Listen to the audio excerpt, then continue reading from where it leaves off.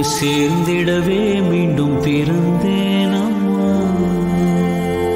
நான் ஜன்மம் எடுத்ததை காதலின் விதியம்மா. உன்னை சேர்ந்திடவே மீண்டும் பிறந்தேன் அம்மா.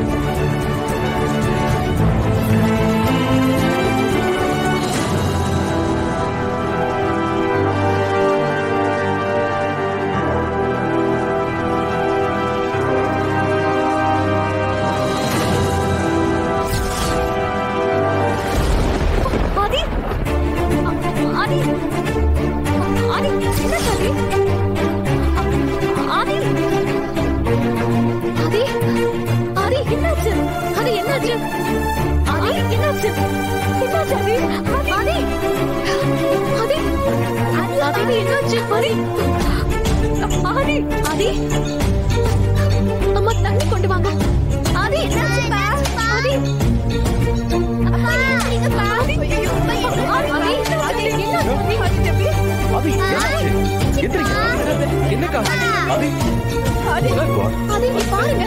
என்னாச்சு?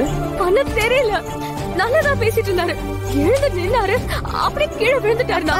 ஆதி அண்ணா உடனே டாக்டருக்கு கால் பண்ணுங்க. ஆதி எழுந்து.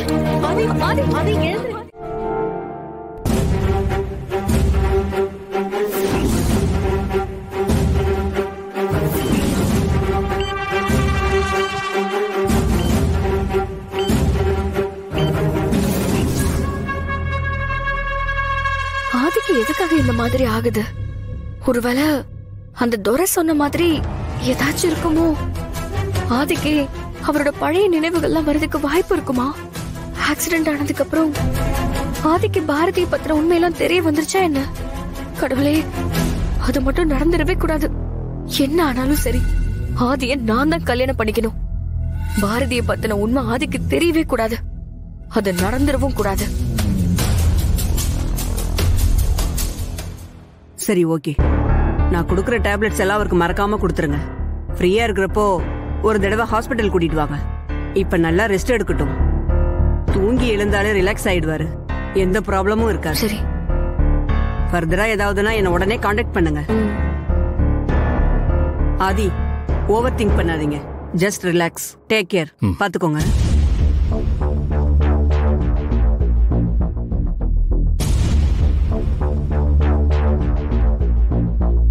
Adi, take care. Yeah.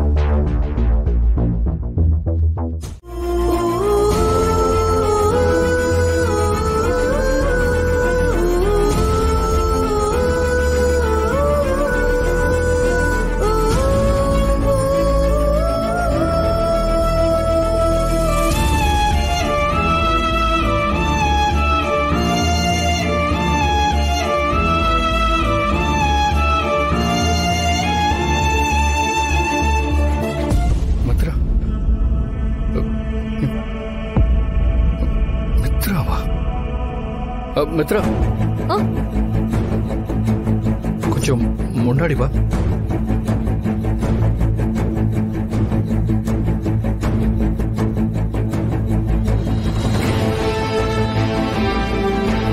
என்ன ஆதி?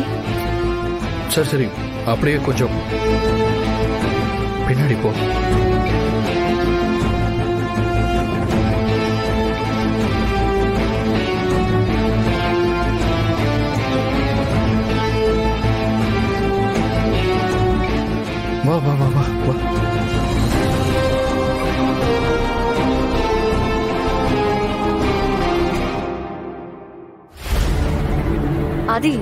என்னாச்சு?